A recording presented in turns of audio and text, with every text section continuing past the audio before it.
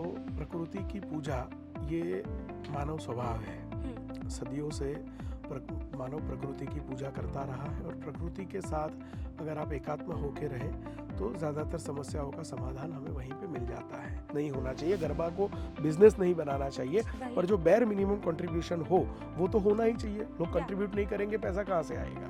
तो बहुत कम लोग इतने लकी होते हैं जिनको एक जीवन में 4 माता और 4 पिता मिलते हैं। मुझे मेरे जीवन में 4 माता 4 पिता मिले हैं। मेरा स्वभाव थोड़ा अतिवादी है, तो मैं जो करता हूँ बहुत ज़्यादा कर लेता हूँ। तो पहले मैंने सुबह 3 घंटे, शाम को 3 घंटे वॉक करना शुरू किया। दिन का 6 घंटे वॉक करता था। क्या आपकी ऐसे भी हॉबी रही है कि आपको गाना गाना पसंद हो? फॉर्चुनेटली पब्लिक के हित में ये काम रहा कि मैंने कभी गाया नहीं है, क्योंकि मैं गाऊंगा तो सुनने वाला कोई नहीं रहेगा। तो वो पब्लिक का नसीब बहुत अच्छा है, जनता का नसीब बहुत अच्छा है कि मैंने कभी गाने का आप अभी सोचा ट्राई करना चाहोगे? नहीं, वो अत्याचार हो जाएगा और ये एट्रोसिटी ठीक नहीं है। उसके कारण केस भी हो सकते हैं बहुत सारे मेरे ऊपर। तो ये मानसिक अत्याचार नहीं करना चाहिए। मैं कोई सेलिब्रिटी हूँ नहीं, सामान्य इंसान हूँ, और सामान्य इंसान होने के नाते जो खाना अच्छा लगता है वो खाता हूँ। पानी पूरी भी खाता हूँ, कचौड़ी भी खाता हूँ, आइसक्रीम भी खाता हूँ, साउथ इंडियन भी खाता हूँ। नमस्ते, मैं कल्याणी इंगोले आपका स्वागत करती हूँ माइंड मेकर्स यूट्यूब चैनल के इस शो पर, जहाँ भारतीय संस्कृति को आगे बढ़ाने में और समाज के लिए कार्यरत हस्तियों से बातचीत कर उनके मंतव्यों को लोगों तक पहुँचाने की कोशिश की जाती है। तो आज हमारे साथ है डॉक्टर जिगर इनामदार, जो कि वर्तमान में Ramanujan college, Delhi university governing body के चेयरमैन हैं और central for global studies, Delhi university की सलाहकार समिति के सदस्य भी हैं। इसके अलावा वे समन्वय प्रतिष्ठान के संयोजक, इंडिया फाउंडेशन के विजिटिंग फेलो और वॉर्ड विजार्ड फाउंडेशन के सलाहकार भी हैं। उनकी पूर्व भूमिका में उन्होंने महाराजा सयाजीराव यूनिवर्सिटी, बड़ौदा के सेनेट और सिंडिकेट सदस्य के रूप में कार्य किया और नेतृत्व एवं प्रशासन संस्थान के निदेशक और सलाहकार के तौर पर भी अपनी सेवाएं दी, तथा वे गुजरात स्टेट यूथ बीजेपी के स्टेट सेक्रेटरी और मेंबर भी रहे हैं, तथा उन्होंने युवाओं और समाज के विकास के लिए कई पहल भी शुरू की है। और यही नहीं, उनके लोगों को आध्यात्मिकता की ओर आगे बढ़ने में मदद करने के भी प्रयास चल रहे हैं। आज के इस इंटरव्यू में हम जानेंगे डॉक्टर जिगर इनामदार के अद्वितीय अनुभवों और विचारों के बारे में, जो उन्होंने विभिन्न पदों पर रहते हुए प्राप्त किए हैं। तो आइए बिना किसी देरी के शुरू करते हैं इस दिलचस्प बातचीत को। First of all thank you very much sir, आपने हमें माइंड मेकर्स के लिए टाइम निकाला एंड इंटरव्यू के लिए राजी हो गए। एंड सबसे पहले तो मैं आपसे पूछना चाहूँगी कि आपने बहुत सारे फील्ड्स में काम किया है, जैसे पॉलिटिक्स है, सोशल वर्क है, आप एडवाइज़र भी रह चुके हैं, सेनेट एंड सिंडिकेट मेंबर रह चुके हैं। सो आप अपने आप को ऐसे क्या बताना चाहेंगे कि आपके नेचर एंड कैरेक्टरिस्टिक्स एंड आपके कार्य को एक्सप्लेन करते हुए अगर आपको कोई एक वर्ड या सेंटेंस में अपने आप को एक्सप्लेन करना हो तो वो वर्ड या सेंटेंस क्या हो सकता है? कोई भी इंसान अपने कामों से पहचाना जाए वो ज़्यादा अच्छा रहता है, और खुद की पहचान खुद ही करे वो उतना ठीक नहीं है। फिर भी निरंतर समाज के हित में कुछ न कुछ करते रहने के लिए जो प्रयासरत इंसान है, उस इंसान के रूप में अपने आप को पहचाना जाए, यही मैं पसंद करूँगा। कुछ न कुछ करते रहना यही स्वभाव है, और कुछ ऐसा काम हो जो काम अपने आप तक सीमित ना हो, अपने स्वार्थ तक सीमित ना हो, और किसी भी ऐसे काम से समाज का भला हो, जन सामान्य का भला हो, ऐसे कुछ काम में अपने आप को डेडिकेट करना, यही शुरू से प्रयास रहा है। तो मैं उसी रूप में पहचाना जाना पसंद करूँगा। सो आपका मतलब रहा कि जो सोशल वर्क करना चाहिए वो फिर चाहे पॉलिटिक्स में जाके करिए या फिर as a senate and syndicate member की तरह हो, बट कुछ भी हो, बट उसमें समाज का भला होना चाहिए। बिल्कुल, क्योंकि इंसान एक ऐसा सर्जन है परमात्मा का कि वही व्यक्ति ऐसा है जो औरों के लिए कुछ करने की स्थिति में होता है। यूजुअली जितने भी सर्जनहार के सर्जन हैं वो सभी अपना तो देख सकते हैं, किसी और का देखने की बुद्धि, क्षमता, स्थिति ये सबसे बेहतर इंसान को मिली है। और इंसान भी अगर सिर्फ अपना ही देखेगा तो फिर इंसान में और बाकी के सर्जनों में कोई फ़र्क नहीं रहेगा। तो अपने आप को समाज के लिए, समाज के विशाल हित के लिए समर्पित करना, यही किसी भी इंसान का धर्म होना चाहिए। जी बिल्कुल sir, I am totally agreed. And second मैं ये पूछना चाहूँगी कि आप सबसे ज़्यादा लीडरशिप की तरफ इंक्लाइंड है और जिसका बहुत ज़्यादा महत्व रहा है आपके जीवन में बचपन से ही। बचपन से मुझे याद आया कि जो दूसरी कक्षा में आपके जीवन में एक किस्सा बना था।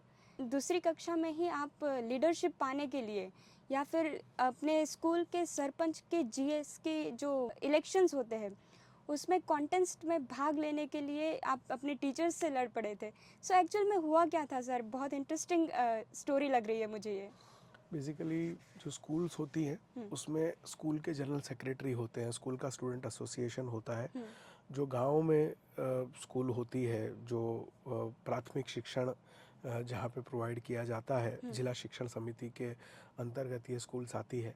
तो माल आंकलिया नाम का गांव है बड़ौदा से जी 42 किलोमीटर दूर। उस गांव के प्राथमिक शाला प्राइमरी स्कूल, उसका मैं स्टूडेंट था। हमारा सेकंड ईयर था और हमारे वहाँ 1 से 5 कक्षा के बच्चे पढ़ते थे। अगर छठी कक्षा में आपको पढ़ना हो तो हमारे गांव से 3 किलोमीटर दूर एक और गांव था, वहाँ पे जाना पड़ता था। तो उसी समय की ये बात है। जैसे ही स्कूल के शुरुआती दिन होते हैं जुलाई अगस्त के, तो उन दिनों में जब स्कूल शुरू होता है तो वहाँ पे कोई बैलेट पेपर नहीं होता था, कोई ईवीएम का तो उस समय संभव ही नहीं था, कोई ने सपना तक नहीं देखा था कि ईवीएम भी फ्यूचर में आ सकता है। पर उसमें उंगली उठानी होती थी। तो पहले पूछते थे कि जिसको भी स्कूल का सरपंच बनना हो बताओ कौन कौन है। तो फिर जो उंगली उठाते थे उनके नाम बोर्ड पे लिखते थे। फिर एक एक करके उनकी समर्थन में उंगलियां उठाने का इंस्ट्रक्शन आता था। तो 2 लोग खड़े हुए, दोनों 5वीं में थे, दोनों भाई बहन थे। अचानक मेरे मन में ऐसा आया कि मुझे भी खड़ा रहना है। तो मैंने हमारे जो प्रिंसिपल थे उनको मैंने रिक्वेस्ट किया कि मैं भी कंटेस्ट करना चाहता हूँ, मैं भी स्कूल का सरपंच बनना चाहता हूँ। उस समय उन्होंने ऐसा बताया कि स्कूल का सरपंच ये जो अंतिम कक्षा के स्टूडेंट है, 5वीं के स्टूडेंट, सिर्फ वही बन सकते हैं। जी तो मैंने कहा कि ऐसा कैसे हो सकता है, ऐसा कहाँ पे लिखा हुआ है? तो 7 साल की उम्र थी, 7 साल की उम्र में ये सवाल मन में आया। मैंने पूछा जिसका उनके पास जवाब नहीं था। फिर उनको मुझे अलाउ करना पड़ा और फाइनली हम 3 कैंडिडेट हुए और 3 कैंडिडेट के बीच जो इलेक्शन हुआ उसमें मैं जीता, मुझे ज़्यादा वोट मिले और फिर मैं स्कूल का सरपंच बना। तो वहाँ से पब्लिक लाइफ की शुरुआत हुई। तो ऐसा होता है कि मन में सवाल आते रहना चाहिए, यानी जो चीज़ें हैं वो क्यों है, उसका लॉजिक अगर आप नहीं ढूंढोगे तो नया रास्ता कभी नहीं मिल पाएगा। जीवन में अगर नया रास्ता आपको उस नए रास्ते पे सफ़र करना है, आपको खुद नया रास्ता अगर बनाना है औरों के लिए, तो मन में सवाल आते रहने चाहिए। जो चल रहा है वो क्यों चल रहा है, उसका सवाल जब तक आपके मन में नहीं आता और जो चल रहा है वो क्यों चल रहा है, इस सवाल का जवाब ढूंढने के लिए अगर आप प्रयास नहीं करते तो फिर बाकी के लोग आते हैं जाते हैं, उनका जीवन जैसे समाप्त होता है वैसे ही आपका जीवन समाप्त होगा। पर आपको अगर आपके जीवन को विशेष दिशा में ले जाना हो तो जो चल रहा है वो क्यों चल रहा है, उसके सामने सवाल खड़ा करना, ये आपका स्वभाव आपको बनाना चाहिए। एक्चुअली जो भी इनोवेशंस होते हैं इसके पीछे का भी कारण यही है कि किसी ना किसी को मन में क्वेश्चन आया होगा कि ये क्यों नहीं हो रहा है, एंड दैट्स वाई उन्होंने वो प्रोडक्ट या सर्विस का इनोवेशन किया होगा। एंड प्लस इंटेलिजेंट लोगों की एक खासियत होती है कि उनका एक क्यूरियस नेचर होता है। अभी मैं आपको एक लीडरशिप से रिलेटेड ही क्वेश्चन पूछूंगी। फर्स्ट ऑफ ऑल, आपने 38 में से 36 इलेक्शंस में जीत हासिल की है, प्लस एमएलए के इलेक्शंस के लिए आप यंगेस्ट कैंडिडेट ऑफ गुजरात भी रहे हैं। और आपके अनुसार ऐसा है कि सिर्फ पैसे या फेमस होने से या फिर नेपोटिज्म की वजह से ही नहीं, पर पॉलिटिकल लीडर बनना हो तो उसके लिए एक स्किल डेवलपमेंट भी करना ज़रूरी है, एंड दैट्स वाई आपने बहुत सारे डिप्लोमा एंड सर्टिफिकेट प्रोग्राम्स भी स्टार्ट किए हैं। सो मेरा क्वेश्चन ये है कि आप पॉलिटिक्स में होते हुए भी सच्चाई के साथ कार्य करना पसंद करते हैं, और सच्चाई के साथ जब हम कार्य करते हैं तभी हमेशा कार्य में मुश्किलें आती है, एंड वो कार्य करने में कभी कभी विलम्ब भी हो जाता है, कभी कभी वो कार्य सफल भी नहीं हो पाता है बिकॉज हम सच्चाई का मार्ग यूज़ करते हैं। सो आपके साथ कोई ऐसा किस्सा हुआ हो या ऐसी सिचुएशन हो या ऐसा कोई कार्य हो जो अटक गया हो जस्ट बिकॉज आपने सच्चाई का मार्ग यूज़ किया था? जो मेरे जीवन का सबसे बड़ा इलेक्शन था, विधानसभा का इलेक्शन, उसी में अगर जो परंपराएं, जो पद्धतियां चलती आई है पॉलिटिकल फील्ड में, वो अगर मैंने उस समय स्वीकार कर लिया होता, मैंने अपने एथिक्स के साथ कॉम्प्रोमाइज़ कर लिया होता, तो मैं शायद गुजरात का यंगेस्ट एमएलए होता। पर मुझे उस चीज़ का कोई अफसोस नहीं है कि मैं एमएलए नहीं बन पाया। मुझे गौरव उस बात का है कि मैंने मेरे एथिक्स के साथ, मेरे प्रिंसिपल्स के साथ मैंने कभी भी समझौता नहीं किया। और राजनीति हो, पब्लिक लाइफ, या फिर प्रोफेशनल लाइफ या पर्सनल लाइफ, आपके जीवन की हर स्थिति में आपके ऊपर कभी न कभी ऐसा प्रेशर आता ही है कि जब आपको आपके एथिक्स और प्रिंसिपल्स के साथ कॉम्प्रोमाइज़ करना पड़े, और वो कॉम्प्रोमाइज़ करने का कुछ फ़ायदा होता है। अगर उस फ़ायदे को आप छोड़ते हैं तो उस नुकसान के सामने और बड़ा फ़ायदा होता है, और वो बड़ा फ़ायदा है अपने आप के ऊपर गौरव की अनुभूति होना। जीवन में किसी भी व्यक्ति के लिए आप क्या हैं, ये उतना मैटर नहीं करता जितना अपनी नज़र में आप क्या हैं वो मैटर करता है। यानी आप अगर अपनी नज़र में सही हैं तो दुनिया की नज़र में आप कितने भी गलत हैं उससे कोई फ़र्क नहीं पड़ता। इसीलिए अपनी नज़र में सही रहने के लिए, क्योंकि कई बार जीवन में कॉम्प्रोमाइज़ ऐसे भी होते हैं जो कॉम्प्रोमाइज़ आपने किए हैं वो शायद आपको और आपने जिसके साथ वो कॉम्प्रोमाइज़ किया हो उसके अलावा किसी को पता नहीं चलता। सामने वाला व्यक्ति अगर मैच्योर है तो उस चीज़ को वो संभाल के भी रख सकता है अपने पास पूरी लाइफ, उस सीक्रेट को। पर आपको तो पता है ना कि आपने गलत किया है, और आपको अगर पता है तो आप अपनी नज़र में सही नहीं है। और जो इंसान अपनी नज़र में सही नहीं है वो दुनिया की नज़र में कितना भी सही हो उससे कोई फ़र्क नहीं पड़ता। और उससे कहीं ना कहीं सेल्फ कॉन्फिडेंस की भी कमी आ जाती है एक फ़र्क पर्टिकुलर पड़ता ही इंसान है, में। जी, फ़र्क पड़ता ही है। ये तो हुई लीडरशिप की बात एंड सच्चाई के मार्ग की बात। बट लीडरशिप तो आप में बचपन से ही है, क्योंकि दूसरी कक्षा में ही आपको लीडर बनने की चाहत थी। बट ये जो सच्चाई का मार्ग है और समाज के लिए अपने आप को समर्पित करने की बात है, तो ये एक चीज़ है जो मोरल से ही आती है। तो मैं जानना चाहूँगी कि ये मोरल्स का रिसोर्स क्या है, स्रोत क्या है? देखिए, हर एक व्यक्ति में मॉरल्स होते हैं, हर एक व्यक्ति में एथिक्स होते हैं, जी, हर एक व्यक्ति में लीडरशिप क्वालिटी भी होती है। उसको, यानी व्यक्ति को पहले खुद को उसे आइडेंटिफाई करने की ज़रूरत होती है। जी, इंसान अगर खुद उन चीज़ों को आइडेंटिफाई कर ले तो और किसी आइडेंटिटी की, किसी को आइडेंटिफाई करने की ज़रूरत नहीं रहती। बाकी जो भारतीय परिवार परंपरा है उसमें व्यक्ति के लिए, और हमेशा किसी भी क्षेत्र में किसी भी व्यक्ति के लिए उसके सबसे बड़े हीरो उसके माता पिता ही होते हैं। जी, प्रभु कृपा से मैं 3 अलग अलग माता पिता के साथ बड़ा हुआ हूँ। जिन्होंने मुझे जन्म दिया उनके साथ 7 साल तक मैं रहा। उसके बाद यौवन में 2-3 साल और उनके साथ रहने का मौका मिला। फिर मेरे जो सबसे छोटे वाले चाचा हैं और चाची जी हैं उनके साथ रहने का मौका मिला। तीसरे नंबर वाले चाचा चाची हैं उनके साथ रहने का मौका मिला। और ये तीनों ने हमें तैयार किया। जो सबसे बड़े वाले चाचा चाची हैं, बड़े पापा बड़ी मम्मी, उनके साथ रहने का मौका नहीं मिला, पर उनसे भी काफ़ी कुछ सीखने का मौका मिला। जब भी वो भारत आए तो उनके साथ जितना भी रहने का सौभाग्य मिला, उनके रहन सहन से, बोलचाल से और उनके व्यवहार से काफ़ी कुछ चीज़ें हम सीखे हैं। तो बहुत कम लोग इतने लकी होते हैं जिनको एक जीवन में 4 माता और 4 पिता मिलते हैं। मुझे मेरे जीवन में 4 माता 4 पिता मिले हैं, और उन्होंने बहुत कुछ सिखाने का प्रयास किया है। और सिखाने के लिए कभी भी साथ बैठ के ब्लैक बोर्ड पे चॉक लेके लिखने की ज़रूरत नहीं होती। इंसान अपने व्यवहार से सिखाता है, और मैंने मेरे सभी माता पिता से व्यवहार से चीज़ें सीखी है, उनको देख के, उनको ऑब्ज़र्व करके चीज़ें सीखी है। और बच्चा जो होता है छोटी उम्र में, वो जो देखता है वही सीखता है, जी, और उसी का वो अनुकरण करने का प्रयास करता है।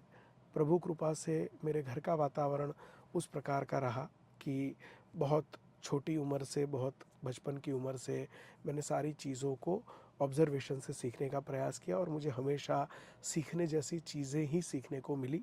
ना सीखने जैसा कुछ मेरे जीवन में, मेरे बचपन में नहीं आया। अभी मैं पूछना चाहूँगी कि जो समन्वय प्रतिष्ठान ऑर्गेनाइजेशन के द्वारा जो चेंज मेकर्स मीट का आयोजन किया जा रहा है, और ये जो कार्य है वो दूसरे लीडर्स को भी प्रेरित करता है समाज के लिए कार्य करने के लिए। सो मैं आपको एक रिक्वेस्ट करूँगी कि आप ये समन्वय प्रतिष्ठान के द्वारा जो किया जा रहा है चेंज मेकर्स मीट, उसके बारे में थोड़ा एक्सप्लेन करिए, जिससे हमारे जो सब्सक्राइबर्स हैं वो ऑल ओवर इंडिया में है और वो भी इस चेंज मेकर्स मीट का फ़ायदा ले सके। देखिए, समन्वय प्रतिष्ठान जो है ये सामाजिक अलग अलग विषयों को लेकर उस उपक्रमों के माध्यम से, उस इनिशिएटिव्स के माध्यम से समाज की स्थिति को और बेहतर करने का प्रयास करते हैं।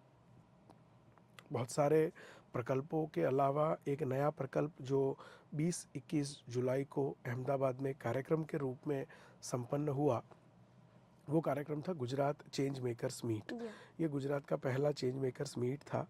और चेंज मेकर यानी ऐसा व्यक्तित्व जो बदलाव की दिशा में काम करता है और उनका बदलाव उनके लिए नहीं होता, उनका बदलाव समाज के लिए होता है। तो समाज को बेहतर स्थिति में ले जाने के लिए जो बदलाव लाने का प्रयास होता है, उस बदलाव करने वाले को हम चेंज मेकर के रूप में जान सकते हैं। बहुत सारे ऐसे लोग हैं जो छोटे छोटे स्तर पे छोटा छोटा काम करते हैं। दुनिया की दृष्टि से वो काम छोटा हो सकता है, पर जिस व्यक्ति को उस इनिशिएटिव का बेनिफिट मिलता है, फ़ायदा मिलता है, उसके लिए वो काम बहुत बड़ा है। जी। और कोई छोटी उम्र का व्यक्ति है, उसकी आर्थिक स्थिति उतनी अच्छी नहीं है, तो उसके लिए भी कितना भी दुनिया की दृष्टि से काम छोटा होगा, उसके लिए वो काम बड़ा ही होता है। और ऐसे छोटे छोटे स्तर पे कुछ अच्छा काम करने वाले जो लोग थे, ऐसे लोगों को हमने आइडेंटिफाई करने का प्रयास किया। सोशल मीडिया के माध्यम से ये विचार हमने जब सबके सामने रखा तो काफ़ी सारे लोगों ने अप्लाई किया, कुछ लोगों को हमने इनवाइट किया और कुल मिला के 51 ऐसे काम आइडेंटिफाई हुए जिनको हमने एक प्लेटफॉर्म देने का प्रयास किया। 2 दिन की इस चेंज मेकर मीट में हमने हर एक व्यक्ति को 10 मिनट का समय दिया। उस 10 मिनट में 7 मिनट उनको अपने कार्य की प्रस्तुति करनी थी, बाकी के 3 मिनट में सवाल जवाब का स्कोप था। हर एक व्यक्ति ने अपने काम को प्रेजेंट करके अपने विषय को, अपने विचार को सबके सामने रखने का प्रयास किया। हर एक व्यक्ति के काम को और बेहतर बनाने के लिए क्या हो सकता है, ये जब हमने सोचा तो हमने अलग अलग विषयों में उनको और मजबूत बनाने की दिशा में हमारा सहयोग उनको ऑफ़र किया।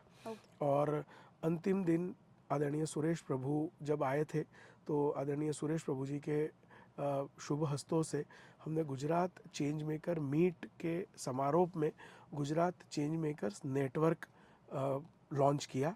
और अब पूरे गुजरात के जो ऐसे सोशल चेंज की दिशा में काम करने वाले लोग हैं, ऐसे लोगों का हम गुजरात चेंज मेकर नेटवर्क बना रहे हैं। एक वेबसाइट है हमारी thechangemaker.co.in।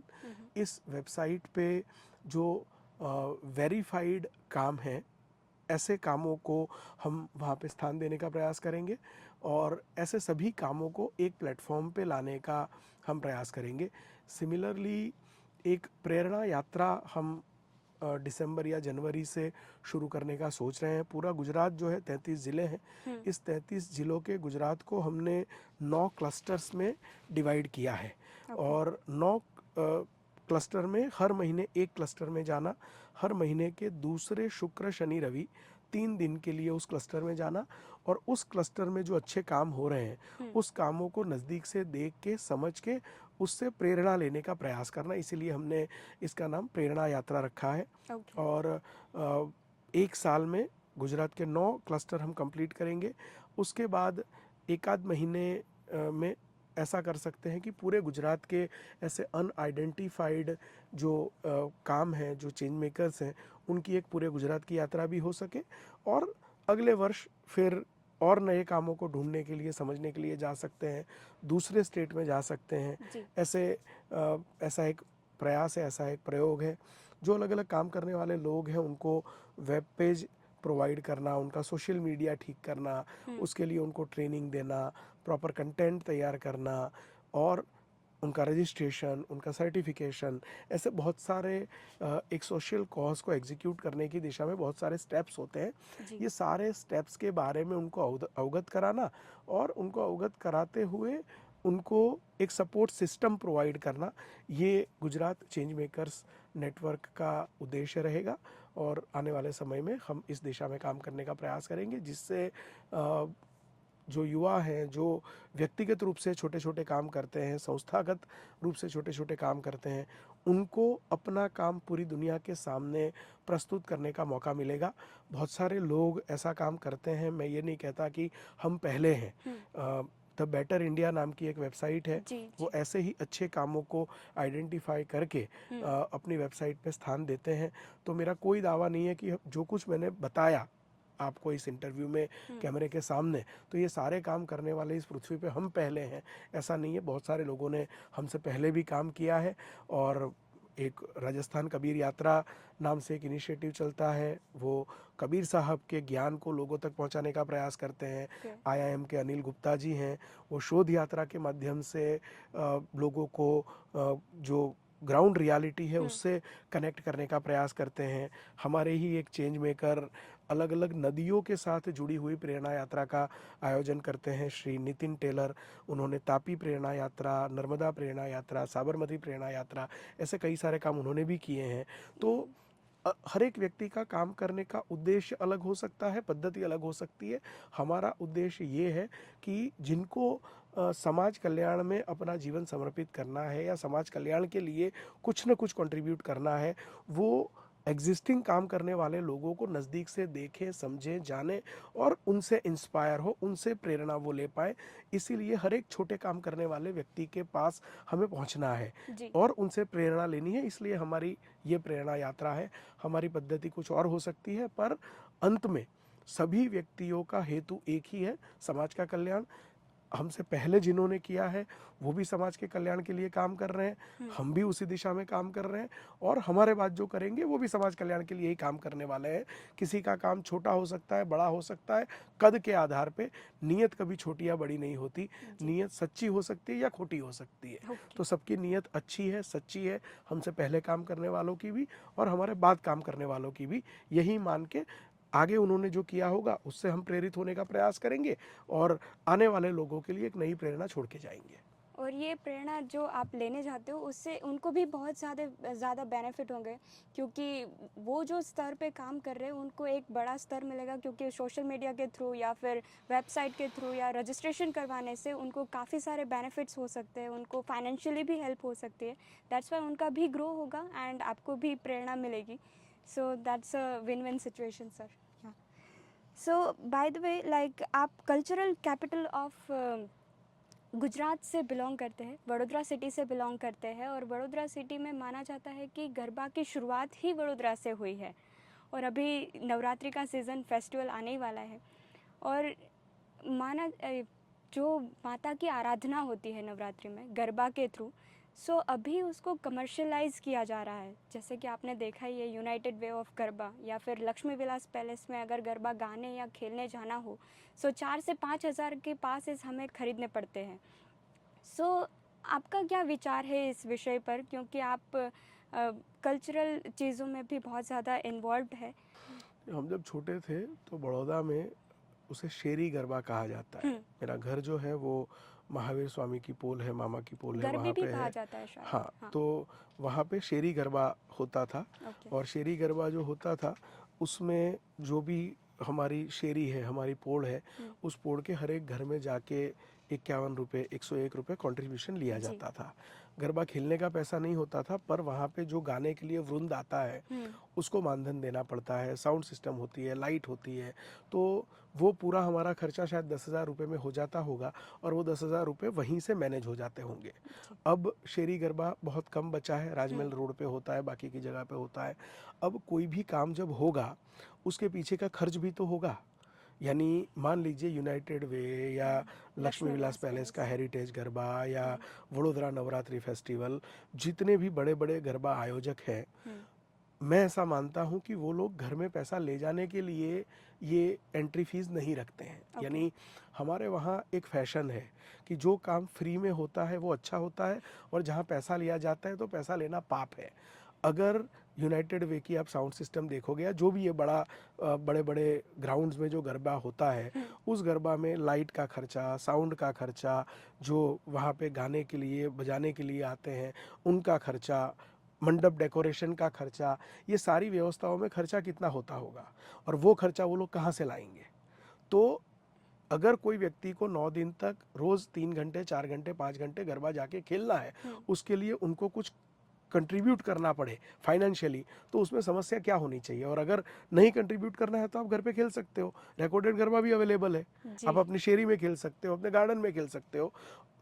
इसको कॉमर्शियलाइज किया जाए उस पर मेरा विरोध है। यानी अगर ये पूरी व्यवस्था ये पर हेड 3,000 रुपये लेके हो सकती है तो फिर 3,100 नहीं लेना चाहिए। ये प्रॉफिट मेकिंग मशीन नहीं बनना चाहिए, ये मैं मानता हूँ। पर जितना मिनिमम खर्चा होता है वो अगर पार्टिसिपेंट्स में बट जाए, गरबा बिजनेस नहीं होना चाहिए, पर जो खर्च हो रहा है वो पार्टिसिपेंट के पास से अगर कंट्रीब्यूशन के स्वरूप में या डोनेशन के स्वरूप में लिया जाता है तो मेरी दृष्टि से उसमें कुछ गलत नहीं होना चाहिए, पर नॉन कॉमर्शियल होना चाहिए। हर साल कुछ ना कुछ अमाउंट बढ़ जाती है पासेस की, सो आई डोंट थिंक कि हर साल इतना ज़्यादा खर्चा होता होगा। जो खर्चा हो रहा है उतने पैसे लेने चाहिए, उससे ज़्यादा पैसे नहीं लेने चाहिए। ये प्रॉफिट मेकिंग बिजनेस नहीं होना चाहिए, गरबा को बिजनेस नहीं बनाना चाहिए, पर जो बेयर मिनिमम कंट्रीब्यूशन हो वो तो होना ही चाहिए। लोग कंट्रीब्यूट नहीं करेंगे, पैसा कहाँ से आएगा। और कई सारे गरबा आयोजक ऐसे होते हैं जो स्पॉन्सरशिप नहीं लेते हैं, तो स्पॉन्सरशिप के बगैर अगर आपको कोई स्पॉन्सर मिल जाए तो स्पॉन्सरशिप से निकालो, तो सबके लिए फ्री रख दो, चलेगा, या टोकन अमाउंट रख दो। पर अगर आप स्पॉन्सरशिप से नहीं करते हैं तो फिर जो गरबा खेलने के लिए जाते हैं उनको इसके लिए कंट्रीब्यूट करना चाहिए। अभी आपसे कुछ ऐसे क्वेश्चंस पूछूंगी जो युवा लोग ज़्यादा इंटरेस्टेड रहेंगे आपसे जानने के लिए, क्योंकि हमारा जो चैनल है वो भी ज़्यादातर युवा लोगों के द्वारा ही देखा जाता है, प्लस आपका जो काम है वो भी युवा के साथ ज़्यादातर जुड़ा हुआ है। सो फर्स्ट ऑफ ऑल, मैंने हमेशा आपको देखा है कि आप या तो कॉल पे बिज़ी रहते हैं या फिर कुछ भी कार्य में बिज़ी रहते हैं। हमेशा मैंने कभी आपको ऐसे फ्री बैठते हुए नहीं देखा है। ज़्यादातर मैं आपसे मिली भी नहीं हूँ, और मैंने जब भी अपॉइंटमेंट लेने की भी आपसे ट्राई की थी तो यू आर ऑलवेज़ लाइक कि आज मैं बड़ौदा में हूँ, कल मैं गोवा जाने वाला हूँ, परसों अहमदाबाद, एंड फिर एक दिन के लिए मैं वडोदरा वापस कहीं जाने वाला हूँ। सो इतनी बिजी लाइफ के बीच में आप पर्सनल लाइफ और प्रोफेशनल लाइफ में डिस्टेंस कैसे बनाते हो, या फिर दोनों को बैलेंस कैसे बना के चलते हो? ये थोड़ा ट्रिकी सवाल है, पर एक ऐसी कहावत है कि when you are in public life there is no personal life. तो जब आप पब्लिक लाइफ में होते हैं तो पर्सनल लाइफ जैसा कुछ बचता नहीं है, और घर के लोगों को ये कंप्लेन भी रहती है जी। बेटा है, पत्नी है, परिवार के लोग हैं, माता पिता यहाँ पर नहीं है, पर जहाँ पर है माता पिता, बड़े भाई बहन सब कोई है, और उन सबको ये समस्या है कि मैं उनको समय नहीं दे पाता हूँ। हर एक व्यक्ति के जीवन का इंक्लिनेशन होता है, हर एक व्यक्ति के जीवन की प्राथमिकताएं होती हैं जिसे हम प्रायोरिटीज़ कहते हैं। मेरे जीवन की प्राथमिकता समाज जीवन है, और समाज जीवन को बेहतर बनाने के लिए मैंने कभी भी व्यक्तिगत जीवन पे उतना समय ना दिया है, ना दे पाता हूँ। तो बैलेंस, अगर पब्लिकली मैं ऐसा कहूँगा कि मैं दोनों के बीच में बैलेंस करके चलता हूँ तो इससे बड़ा झूठ और कुछ नहीं हो सकता। मैं बैलेंस नहीं कर पाता हूँ, और बैलेंस ना कर पाने के कारण मेरी पर्सनल लाइफ बहुत ज़्यादा अफेक्ट हुई है, बहुत ज़्यादा डिस्टर्ब हुई है, होती रहती है। और बेटा कब 12 साल का होने को आया पता नहीं चला, उसका बचपन याद नहीं रहता। मैरिड लाइफ को 14 साल हो गए, और 14 साल की मैरिड लाइफ कहाँ चली गई पता नहीं है। मम्मी पापा के साथ कब शांति से बैठ के बात की थी पता नहीं है। जिन चाचा चाची के साथ मैं रहता हूँ उनके साथ कभी बैठने का मौका नहीं रहता है, और ये सारी चीज़ें होती ही है। बैलेंस कर पाना ये एक बहुत ज़्यादा फिक्शनल कंसेप्ट है, जो एक्चुअल वे में उतना संभव नहीं है। वो बातें हो सकती है, उसके ऊपर लेक्चर दिया जा सकता है, यानी मैं लेक्चर दे सकता हूँ 45 मिनट का कि पर्सनल लाइफ और पब्लिक लाइफ को कैसे बैलेंस करना चाहिए, पर जब एग्जीक्यूशन की बात आएगी तो मैं शायद नहीं कर पाऊँगा, वो संभव नहीं है। पर प्रयासरत रहना चाहिए। पूर्णता जो होती है वो कभी भी किसी के पास नहीं होती। पूर्णता की दिशा में जो प्रवास है, जो हमारी जर्नी है टुवर्ड्स कंप्लीटनेस, वही हमारे जीवन में हमारे हाथ में होता है। तो हमें जब क्लैरिटी से पता हो कि कौन सी चीज़ें हमारे लिए Prioritize कितनी करना। इम्पोर्टेंट है, कितनी इम्पोर्टेंट नहीं है। तो जो बिना काम की चीज़ें हैं उनको अवॉइड किया जाए, जो काम की चीज़ें हैं उन पे ध्यान दिया जाए। प्रॉपर टाइम मैनेजमेंट के माध्यम से आप ये चीज़ें कर सकते हैं, पर वो परफेक्टली होना कभी भी संभव नहीं है। जो व्यक्ति की प्रायोरिटी पब्लिक लाइफ होगी वो पर्सनल लाइफ को कभी भी उतना इम्पोर्टेंस नहीं दे पाता है।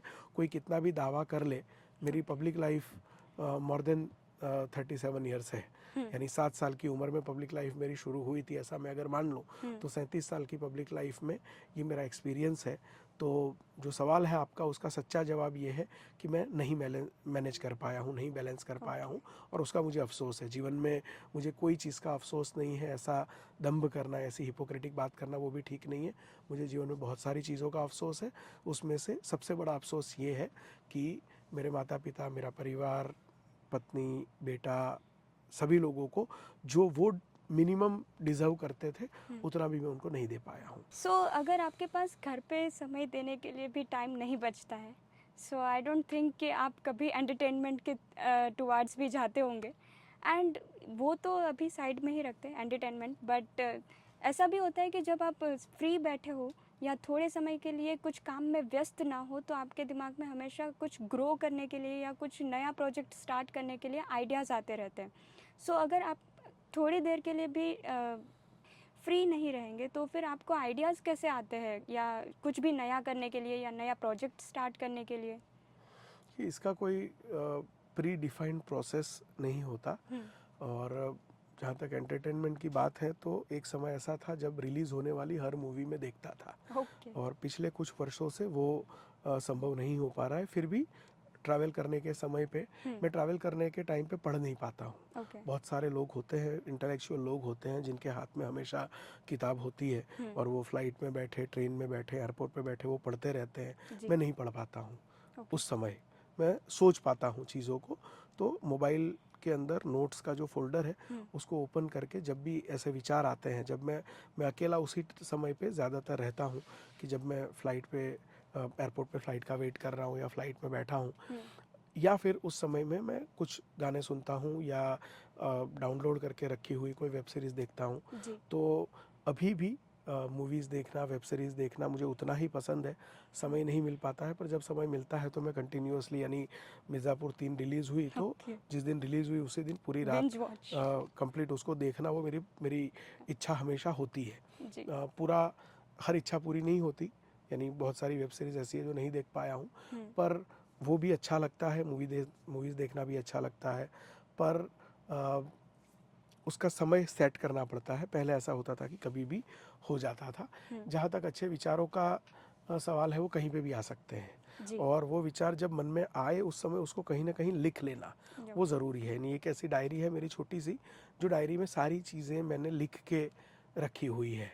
और पहले मैं पेन से लिखता था, अब वो सारी चीज़ें मैं मोबाइल के अंदर नोट्स के स्वरूप में लिखता हूँ, और उसको क्लाउड पे, यानी मेरा आई क्लाउड जो है उससे कनेक्टेड है, तो फ़ोन भी खो जाए तो भी वो सारी चीज़ें संरक्षित और सुरक्षित रहेगी।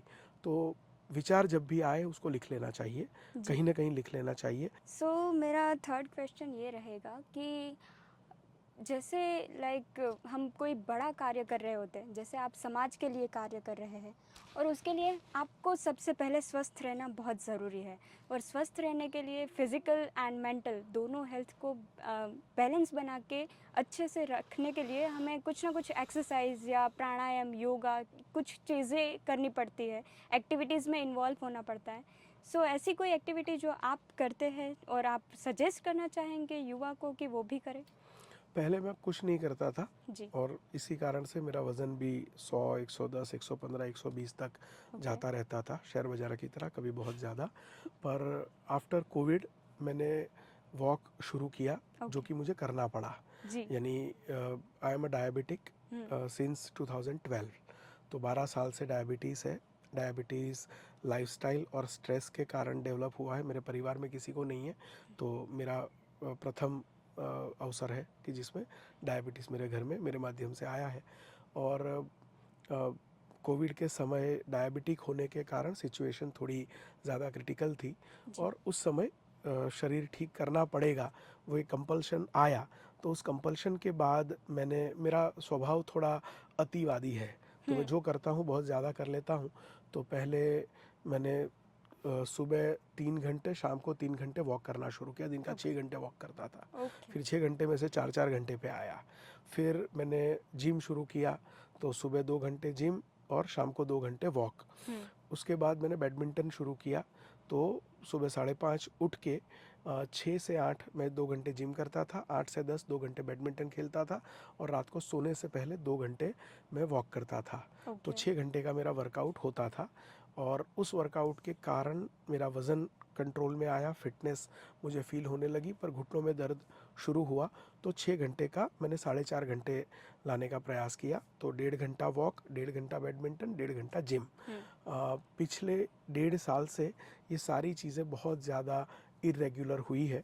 बैडमिंटन मैंने वापस शुरू किया है, पर अभी जिम और वॉक रीस्टार्ट नहीं हो पाया है। बहुत ज़्यादा समय दिल्ली में रहना हुआ, तो दिल्ली में लोधी गार्डन में भी मैं सुबह शाम 1.5 घंटा वॉक कर लिया करता था। और वॉक जो है ये एक नशा होने लगा है। आप भी, आपके माध्यम से आपने मैसेज के संदर्भ में ये बात कही है, तो मैं युवाओं को यही कहना चाहूँगा कि कुछ ना कर पाएँ, जिम ना कर पाएँ, कोई स्पोर्ट्स के साथ अपने आप को इन्वॉल्व ना कर पाएँ, चलेगा, वॉक के साथ अपने आप को इन्वॉल्व करिए। वो 1.5 घंटे में आपको जो पसंदीदा काम है, ऐसा कोई काम उस वॉक के साथ जोड़ दीजिए। यानी मेरा स्वभाव रहता है कि मैं उस समय पुराने गाने सुनता हूँ। लता जी के गाने सुनता हूँ, किशोर कुमार, मुकेश, मोहम्मद रफ़ी, उनके गाने सुनता हूँ। कुछ अच्छे लेक्चर्स सुनता हूँ, नए गाने भी सुनता हूँ। यानी नया पुराना कुछ भी जो अच्छा लगे वो सुनता हूँ। और either music, either lectures, either आपका पसंदीदा कोई व्यक्ति जिसके साथ आपकी बात नहीं हो पा रही है, रोज़ ये टाइम उसके लिए डेडिकेट कर दीजिए, रोज़ उसके साथ इस टाइम पे बात कीजिए। पुराने दोस्त, स्कूल के दोस्त, कॉलेज के दोस्त जो छूट गए हैं, जो संपर्क में नहीं है, आपको याद नहीं है कि आपने उनके साथ कब लास्ट में बात की थी, उसका एक लिस्ट रखिए। रोज़ उस 1.5 घंटे में हो सके तो 1 घंटा 10-15 दोस्तों से बात कीजिए। उन दोस्तों के साथ आपका संबंध लाइव हो जाएगा, रीएक्टिवेट हो जाएगा। पर कोई एक ऐसे काम के साथ अपने आप को जोड़ना चाहिए उस 1.5 घंटे में, जब उस काम के कारण आपको वॉक करने की इच्छा होगी, और वॉक करोगे तो ये काम होता रहेगा।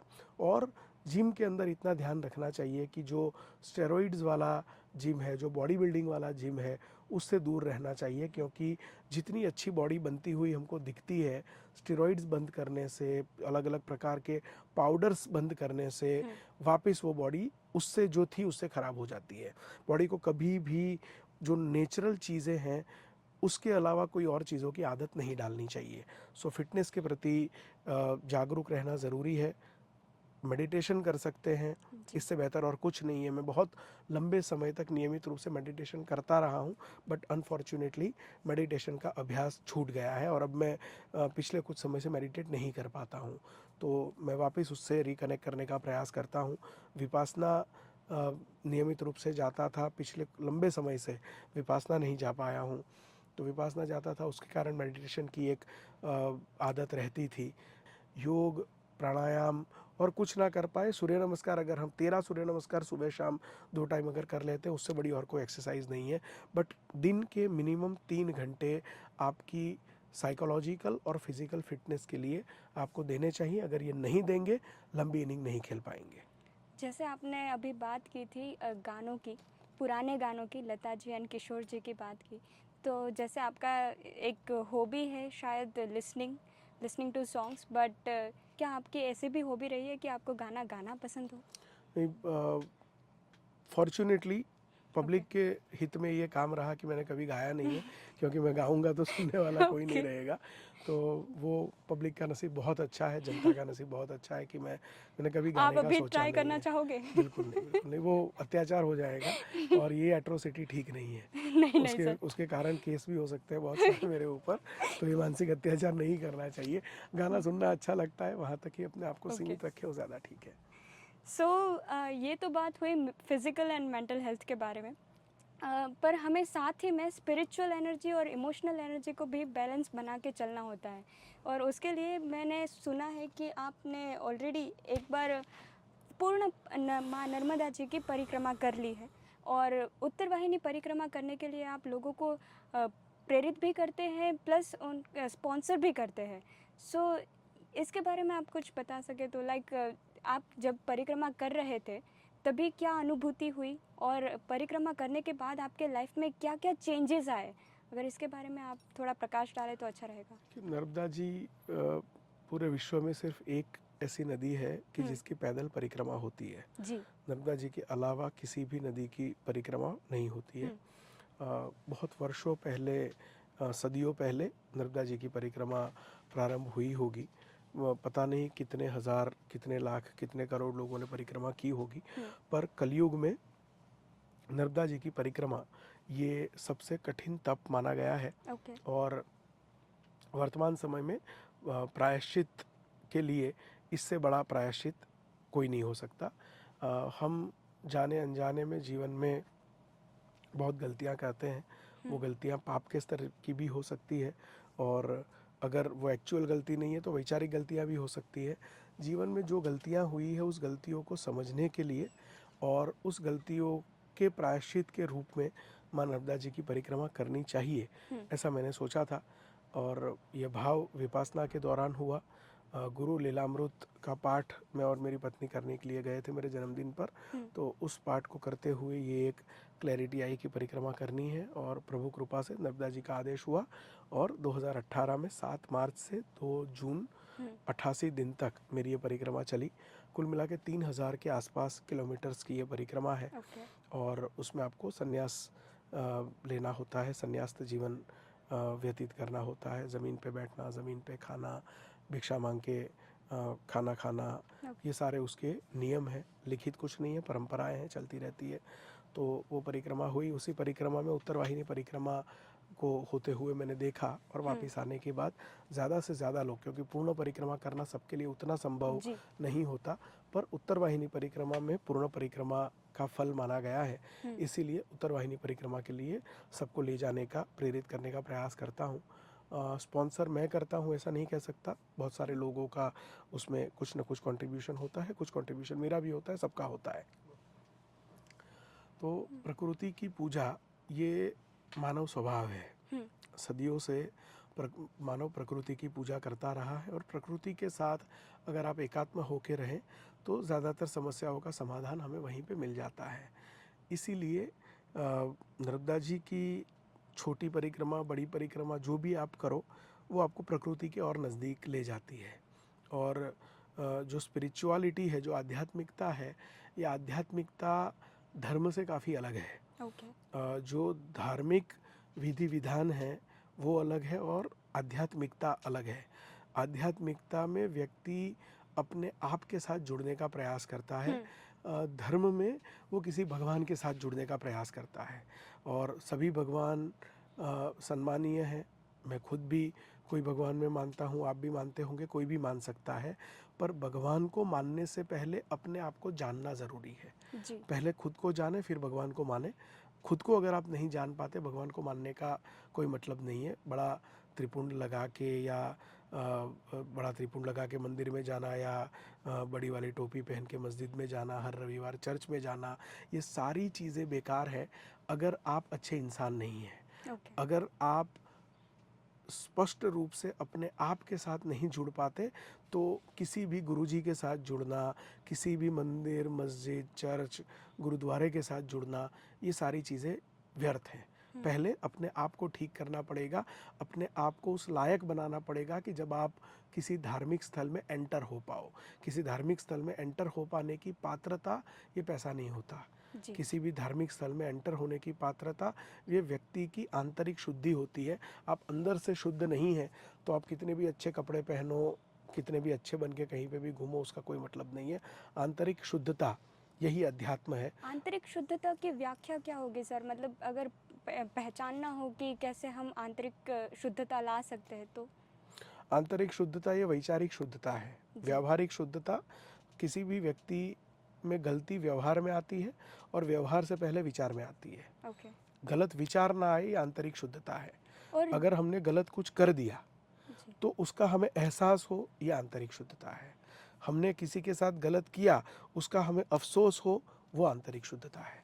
पर जब हम धर्म सीखने जाते हैं या कोई भी गुरुद्वारा जाता है या चर्च जाते हैं तो वहाँ पे वही सिखाया जाता है, एथिक्स के बारे में, मॉरल्स के बारे में बताया जाता है। तो जिनको ये चीज़ों के बारे में जो लोग अवेयर नहीं है, जिनको गिल्ट फील नहीं होता है, तो वो सारे लोग वहाँ पे जाके समझ सकते हैं कि क्यों गिल्ट फील होना चाहिए, आई गेस।